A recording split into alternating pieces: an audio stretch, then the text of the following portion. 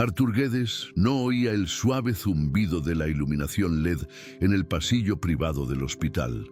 El único sonido en su cabeza era el nombre de la enfermedad: síndrome de neurodegenerescencia atípica infantil. Un nombre largo y complejo para algo brutalmente simple. Su hijo de 8 años, Leo, estaba retrocediendo. El médico había sido delicado, pero las palabras degenerativa, sin tratamiento conocido, y calidad de vida resonaban en las paredes blancas y estériles. Todo su imperio farmacéutico, su poder para mover mercados y acelerar aprobaciones de la FDA, era absolutamente inútil contra aquello. Su mundo, construido sobre certezas y beneficios, acababa de disolverse en una habitación que olía a antiséptico y a miedo. Miraba por la ventana de la habitación, no a la ciudad que dominaba, sino al reflejo de un hombre roto. El pánico duró exactamente 1 hora. Después, como siempre, su mente deseo tomó el control, pero esta vez, movida por un combustible diferente, la desesperación. Cogió el móvil, sus manos, normalmente firmes, temblando ligeramente, llamó a su asistente. «Encuéntrela», dijo, con voz ronca, irreconocible, «esa investigadora de la universidad, a la que le cortamos la financiación hace 6 meses, la que estudiaba esto». La ironía era tan cruel que le revolvió el estómago. Él, que la había humillado en una sala de juntas, que había llamado a su investigación un callejón sin salida sentimental y sin beneficio, la necesitaba ahora. Su asistente guardó silencio por un momento, procesando la orden imposible. Su nombre, Artur Rápido. La necesito ahora. Antes de seguir, quiero pedirte un favor. Si estas historias te atrapan tanto como a mí, regálame tu suscripción y un like. Es la mejor forma de apoyar para que sigamos creciendo juntos. Y cuéntame en los comentarios, ¿de qué rincón del mundo nos estás acompañando hoy? Me encantaría saberlo. A 300 kilómetros de distancia, en un laboratorio prestado en el sótano de una universidad pública, Elena Neves apagó la ruidosa centrifugadora, el sonido de su esfuerzo solitario. La palabra «rechazado», estampada en rojo en la parte superior de su última solicitud de financiación, estaba fijada en la pared como un recordatorio diario de su fracaso. Desde que Artur Guedes le había cortado la financiación 6 meses antes, su investigación vital se había reducido a esto: una lucha por migajas, suplicando por equipamiento obsoleto. Miraba sus cultivos celulares mantenidos vivos en una pequeña nevera que ella misma había comprado, y sentía la frustración arderle en el pecho. La humillación que había sufrido en la sala de juntas de él todavía era un recuerdo nítido. Su mirada fría, su desdén por la ciencia sin beneficio, que no servía a un mercado de masas. Su trabajo no iba de beneficios, iba de niños que no tenían tiempo. Su móvil personal, apoyado junto a un dibujo con lápices de cera hecho por su hijo de 5 años, vibró con una insistencia que no era habitual. Era un número desconocido, privado. Contestó con vacilación, su voz cansada. Al otro lado, una voz nítida, profesional, la voz de alguien que no estaba acostumbrado a esperar. Era la asistente ejecutiva de Artur Guedes. La mención de aquel nombre hizo que el estómago de Elena se contrajera, su cuerpo reaccionando instintivamente al recuerdo de su arrogancia. La asistente estaba hablando, las palabras saliendo rápidas y sin emoción. El señor Guedes exige su presencia inmediata en el Hospital Central de Lisboa. Un helicóptero privado estará en el aeródromo local dentro de 1 hora para recogerla. No era una petición, era una convocatoria. Su mundo, de repente, se inclinó sobre su eje, y su primer pensamiento no fue de triunfo, sino de un miedo profundo y helado. El viaje en helicóptero fue una nebulosa surrealista. Elena, que nunca había volado en nada más lujoso que un avión comercial en clase turista, se sentó rígidamente en el asiento de cuero suave, sus manos apretando el asa de su mochila desgastada, donde guardaba su portátil con la investigación. El ruido de las hélices era un rugido ensordecedor que ahogaba sus pensamientos, pero no su miedo. La velocidad con la que estaba siendo arrancada de su vida para entrar en el mundo de él era vertiginosa. Miró hacia abajo, a las luces de la ciudad convirtiéndose en una alfombra de joyas, y sintió una oleada de rabia. Él no la había invitado, la había convocado, como un rey feudal llamando a un siervo, y el lujo de aquella máquina, que costaba por hora más que su presupuesto de un año, era un insulto silencioso al trabajo que él mismo había intentado matar. Arthur no esperó a que llegara a la habitación. Estaba en el helipuerto privado del hospital, el viento de las hélices azotando su abrigo caro, el rostro pálido y tenso bajo la luz verde de la pista. Cuando Elena salió, su pequeña figura luchando contra el viento, él dio un paso adelante. El hombre que ella había visto en la sala de juntas, el titán frío y controlado, había desaparecido. En su lugar había un extraño con ojos hundidos, rojos de llorar y de pánico, su arrogancia reemplazada por una vulnerabilidad cruda y desesperada que era casi aterradora de ver. No dijo hola ni gracias por venir. Su voz era un susurro ronco que apenas se oía por encima del ruido. «Es mi hijo», dijo, las palabras saliendo de su boca como si fueran cristales rotos. «Se llama Leo y tiene la enfermedad que usted estudia». Las palabras de él golpearon a Elena con la fuerza de un puñetazo en el estómago, succionando el aire de sus pulmones. El ruido de las hélices, el viento, el lujo del helipuerto, todo desapareció, reemplazado por un silencio interior ensordecedor. No era triunfo lo que sentía, no era un «se lo dije», era una náusea fría y profunda, la constatación de la más cruel de las ironías, el callejón sin salida sentimental, su investigación sin beneficio, que él había humillado y descartado, tenía ahora un rostro, el de su hijo, Leo. Apretó con más fuerza el asa de su mochila, su único escudo en aquel mundo extraño, y su máscara profesional, forjada en años de rechazos y condescendencia, se asentó en su rostro. No lo miró como una salvadora, sino como la científica que él había intentado destruir. Arthur vio la ausencia de reacción en el rostro de ella, y su pánico se multiplicó por 10. Esperaba lágrimas, acusaciones, tal vez incluso una sonrisa de venganza, pero lo que recibió fue aquel silencio clínico, aquella calma impenetrable que era, de alguna forma, más aterradora. Ella tenía el control. La mujer que él había aplastado en una sala de juntas ostentaba ahora el poder absoluto sobre la única cosa que importaba en su universo. Él, que compraba y vendía futuros, estaba reducido a implorar por el suyo. El recuerdo de sus propias palabras, un desperdicio de dinero, resonó en su mente, una burla cruel. ¿Puede ayudarlo?», preguntó, y su voz, que habitualmente daba órdenes, salió quebrada, una petición de clemencia desnuda y desesperada. Elena no respondió a su pregunta. Su pregunta, ¿puede ayudarlo?, era la pregunta de un lego, la de un hombre desesperado que buscaba un milagro. Pero la ciencia no lidiaba con milagros, lidiaba con datos.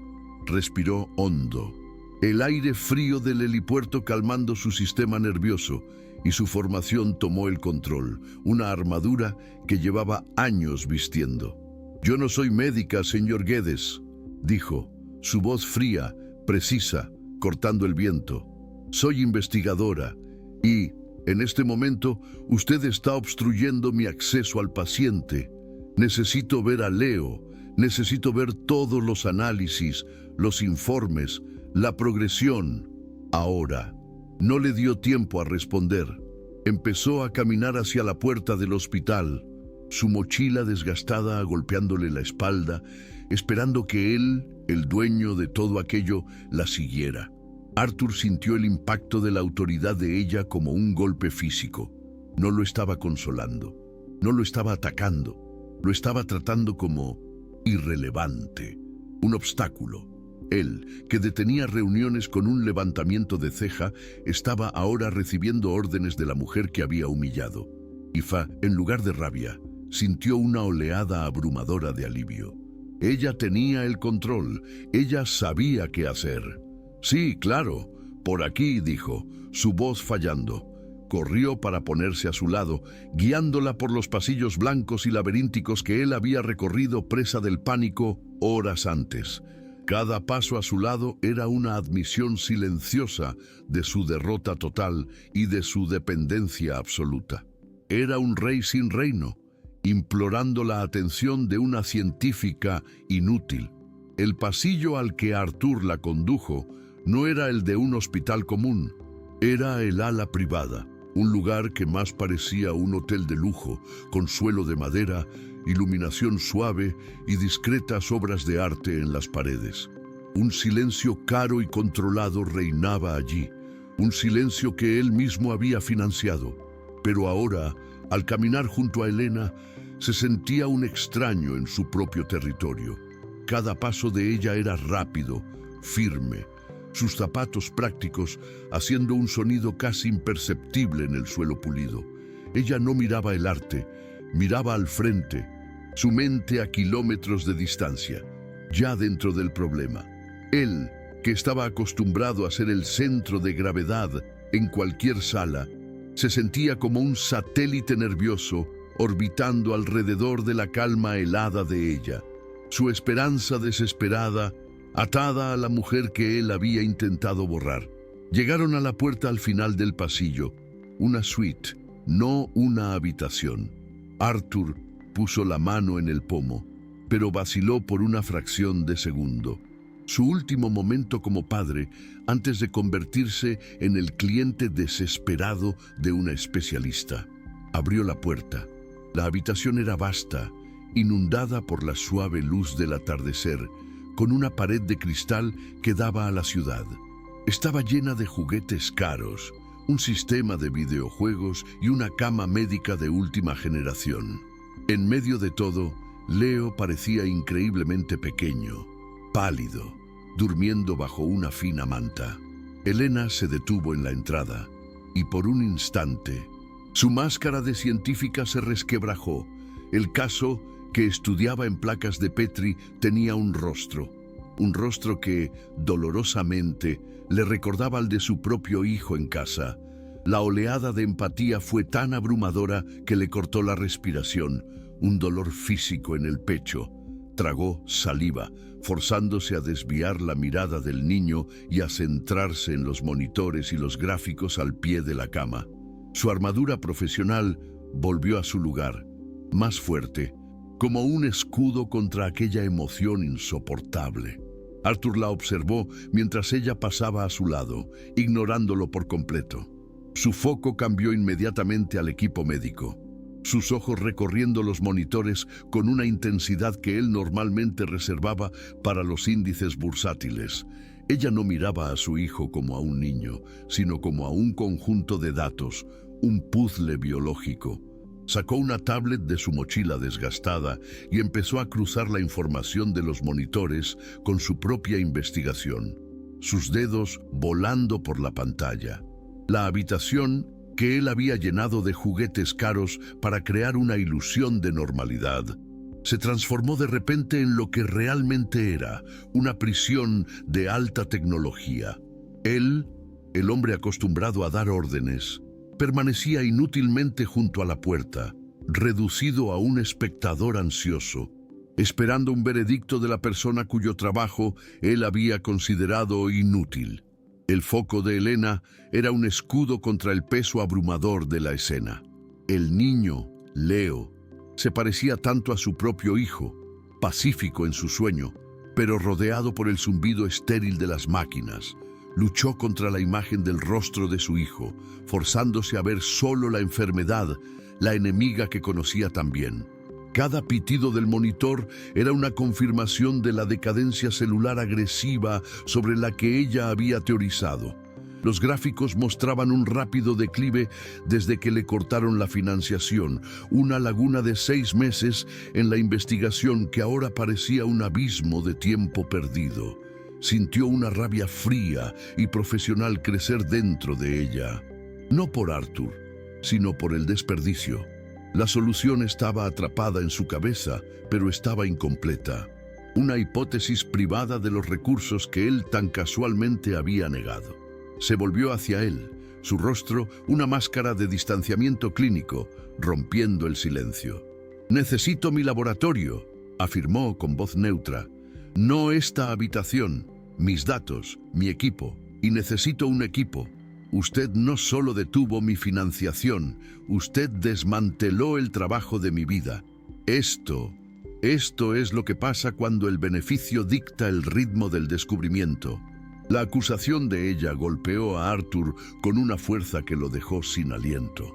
No era solo la constatación de un hecho, era un veredicto moral, y él era el reo. «Usted desmanteló el trabajo de mi vida». La frase resonó en la lujosa habitación, un contrapunto brutal al suave zumbido de las máquinas que mantenían vivo a su hijo. Él, que había construido un imperio sobre la lógica fría del beneficio, veía ahora la consecuencia directa de esa lógica, personificada en su propio hijo, su arrogancia, su humillación pública hacia ella. Todo aquello se convirtió en cenizas en su boca. No había argumento de negocios que pudiera salvarlo. Bajó los ojos, incapaz de sostener la mirada clínica y acusadora de ella. «Dígame lo que necesita», susurró, su voz despojada de cualquier autoridad. «Lo que sea, tendrá todo. Yo lo repongo todo». Elena oyó su rendición total, pero no sintió ninguna satisfacción. Aquel hombre, ahora derrumbado, no era su objetivo. La enfermedad lo era. El tiempo perdido lo era. Su oferta de todo era un eco vacío del poder que él creía que aún tenía. Ella no necesitaba su permiso, necesitaba sus recursos, y los necesitaba bajo sus términos. «Esto no es una negociación, señor Guedes», dijo, su voz cortante, precisa. «Usted no me va a dar nada, usted va a facilitar. Necesito mi equipo original, donde quiera que esté. Necesito acceso ilimitado a sus laboratorios de secuenciación genética y necesito inmunidad total. Nadie de su empresa, y mucho menos usted, interfiere en mi protocolo. Su único trabajo es firmar los cheques y apartarse de mi camino». Arthur levantó la mirada, y lo que ella vio no fue la rabia de un titán desafiado, sino el alivio de un hombre perdido al que acababan de dar un mapa. Su autoridad, su inmunidad total, eran las únicas cosas que él entendía. Estaba acostumbrado a que la gente le pidiera dinero, favores, pero ella no había pedido nada para sí. Había pedido solo las herramientas para hacer su trabajo. Su exigencia de tenerlo fuera del camino no fue un insulto. Fue la cosa más lógica que había oído en todo el día. Sin un segundo de vacilación, asintió. «Sí, lo que sea necesario. Lo tiene todo». Su capitulación fue absoluta. Su voz baja. Su imperio estaba ahora al servicio de la mujer que había considerado inútil, y sintió por primera vez en años que estaba haciendo algo que realmente importaba. Elena no perdió tiempo saboreando su victoria. Aquel sí no era una recompensa, era la ignición. Su cerebro, que ya trabajaba a toda máquina, empezó a dictar órdenes. «Necesito un vuelo a mi casa, inmediatamente. Tengo que ir a buscar a mi hijo y mi disco duro de respaldo». Miró al asistente de Arthur, que rondaba junto a la puerta como un fantasma asustado. «¿Y usted?», dijo, su voz asumiendo el mando que él acababa de abdicar. «Va a encontrar a mi antiguo equipo. Los nombres están en mi portátil. Dígales que el Proyecto Leo está activo. Ofrézcales el triple. Los necesito en Lisboa. Ayer». No esperó confirmaciones. Se volvió hacia los monitores, totalmente concentrada. La madre soltera que él había humillado acababa de tomar el control de su operación multimillonaria, no por venganza, sino porque era la única persona en aquella sala que sabía qué hacer. En los días que siguieron, el imperio Guedes se movió con una velocidad que ni el propio Arthur había exigido jamás. El laboratorio de Elena en el sótano de la universidad fue trasladado, pieza por pieza, a un ala de investigación de vanguardia en el complejo hospitalario. Su antiguo equipo, disperso por los 4 rincones del país, fue reunido, atraído no solo por el dinero, sino por la lealtad a la mujer que siempre los había defendido. Elena, ahora con su hijo pequeño instalado en una suite cercana y cuidado por un equipo de apoyo, se convirtió en el centro de un universo científico que funcionaba 24 horas al día. Vivía de café, datos de secuenciación y una determinación feroz, su cuerpo vibrando con una energía que provenía de la rabia y la esperanza. Su luto por la investigación perdida se había transformado en una guerra total contra el tiempo. Arthur, por primera vez en su vida, estaba fuera. Su única función era, como ella había ordenado, apartarse del camino. La observaba a través del cristal de visualización del laboratorio, una figura con bata blanca moviéndose con una autoridad y una gracia que él nunca había visto. La veía discutir con sus científicos, dibujar fórmulas complejas en pizarras blancas. Su pasión era una fuerza palpable. Y, en medio de aquel caos científico, él empezó a enamorarse. No de la mujer que había salvado, sino de la mujer que lo estaba salvando. Se enamoró de su inteligencia, de su negativa a ser intimidada, de la forma en que había transformado su humillación en poder.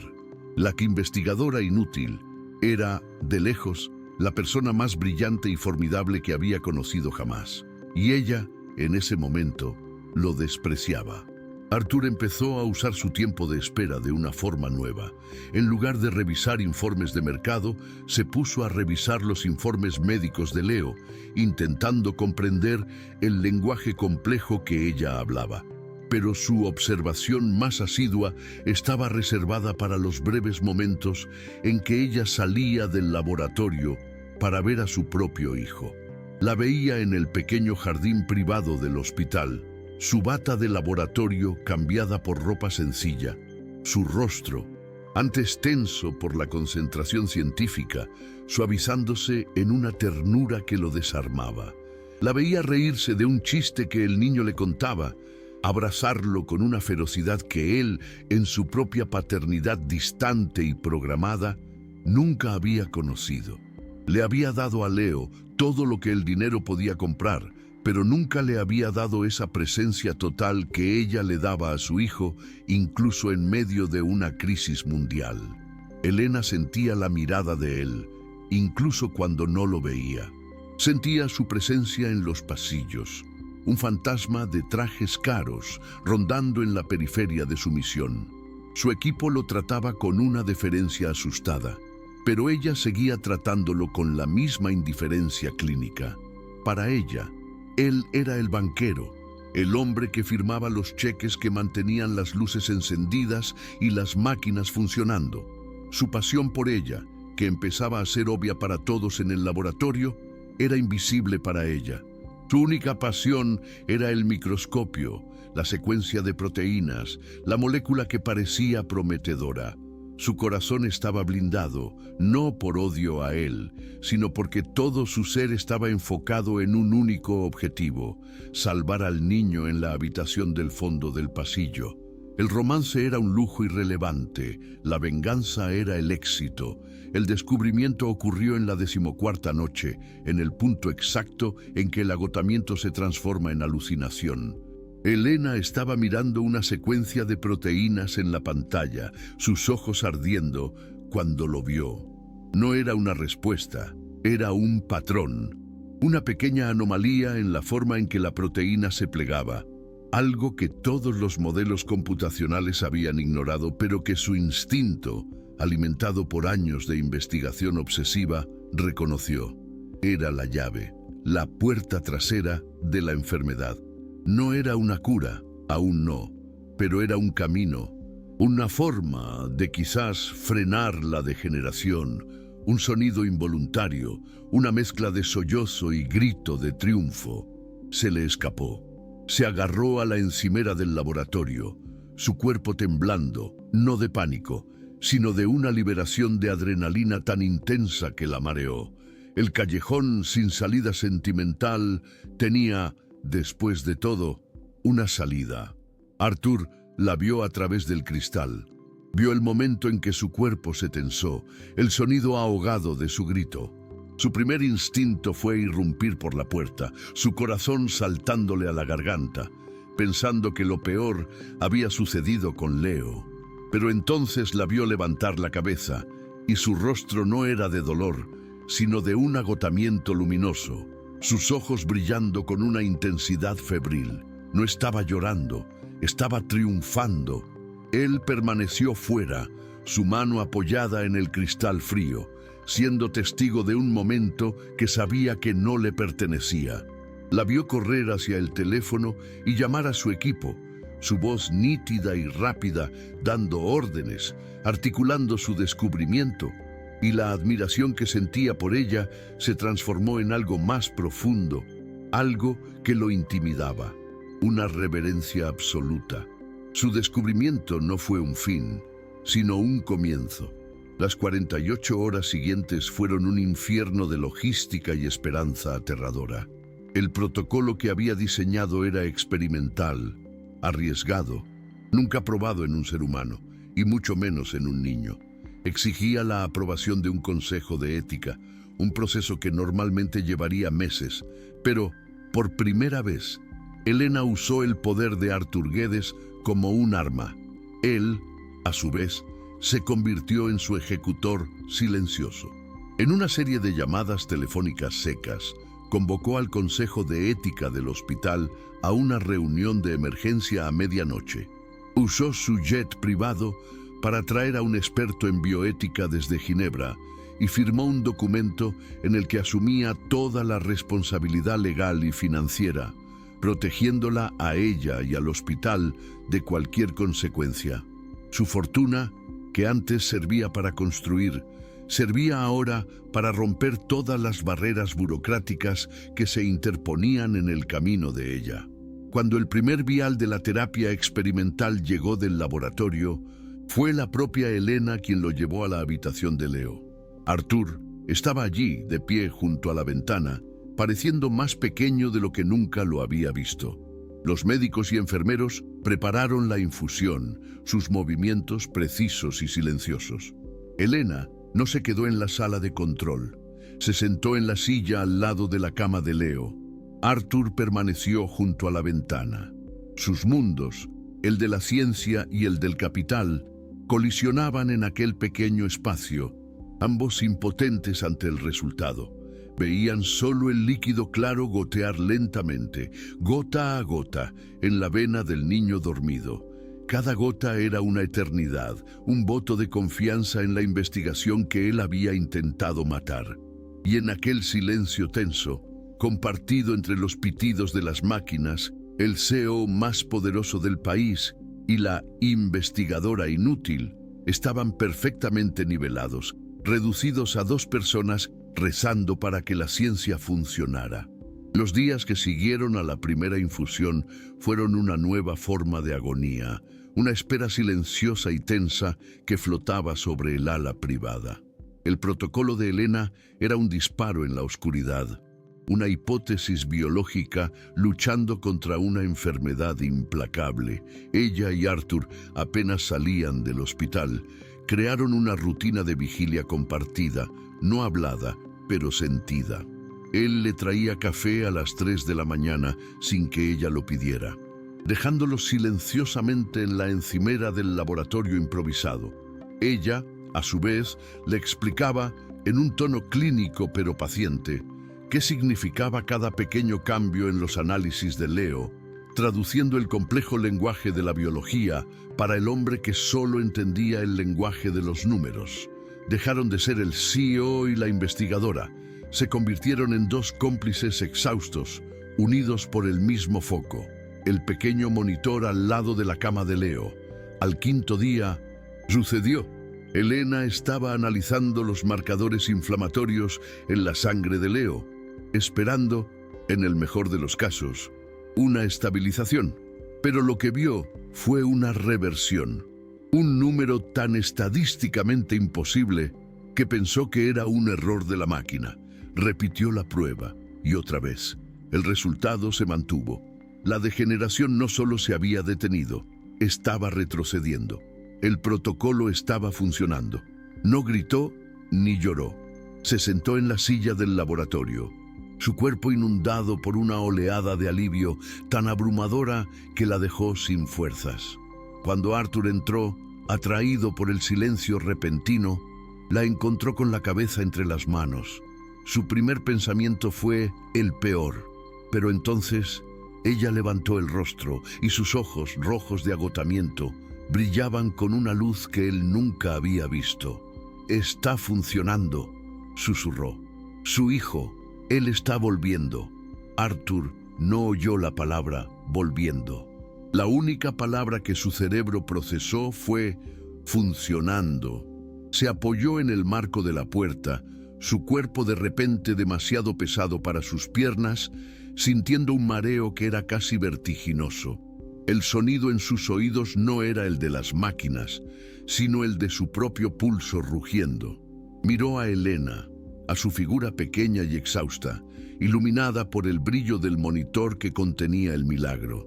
La gratitud que sintió era tan vasta, tan abrumadora, que no tenía palabras para contenerla. Era una gratitud que lo hacía sentirse humillado, no de mala manera, sino de una forma que lo vaciaba de toda su arrogancia pasada. Esta mujer, a la que había tratado como un daño colateral, acababa de devolverle el universo, y supo, con absoluta certeza, que lo que sentía por ella ya no era solo admiración, era amor. Un amor profundo y aterrador, nacido de su propia ruina y de la fuerza de ella. Los meses que siguieron fueron una lenta subida de vuelta a la luz. Leo respondió al tratamiento con una fuerza que sorprendió a los médicos, aunque el camino era largo y lleno de rehabilitación. El Proyecto Leo se convirtió en un departamento permanente, financiado por Arthur, pero dirigido con total autonomía por Elena, que se había convertido en una de las investigadoras más respetadas del mundo. Arthur, por su parte, se convirtió en un visitante regular del laboratorio, pero ahora por razones diferentes. Traía café, la oía hablar sobre nuevos descubrimientos, la observaba interactuar con su propio hijo.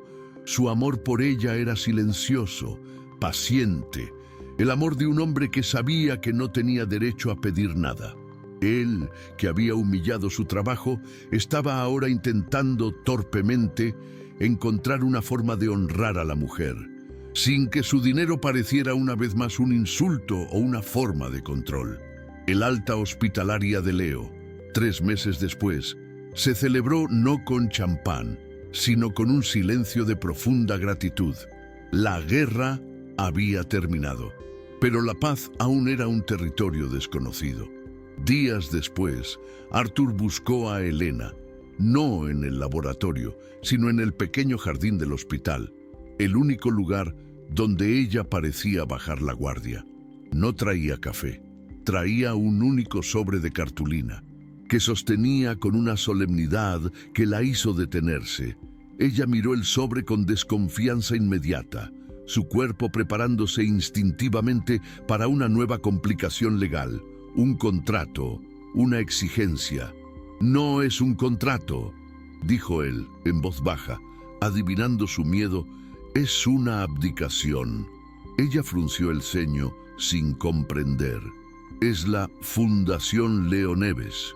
Vendí mi participación mayoritaria en la farmacéutica.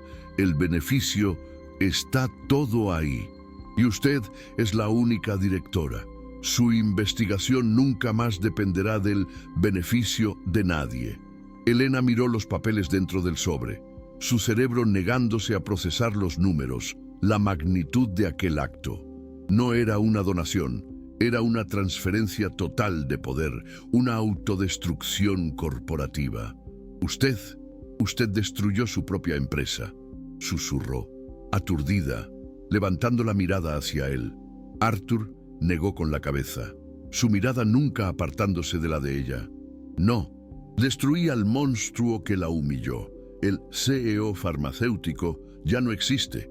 Dio un paso vacilante hacia ella, ya no como un jefe, sino como un hombre que acababa de apostar su futuro. Mi única pregunta, Elena, no es si acepta la fundación, sino si, algún día, aceptará cenar con Arthur. Ella levantó la mirada y por primera vez no vio al hombre que le había cortado la financiación. Vio solo al padre de Leo, un hombre que se había reinventado. Y, por primera vez en mucho tiempo, sonrió.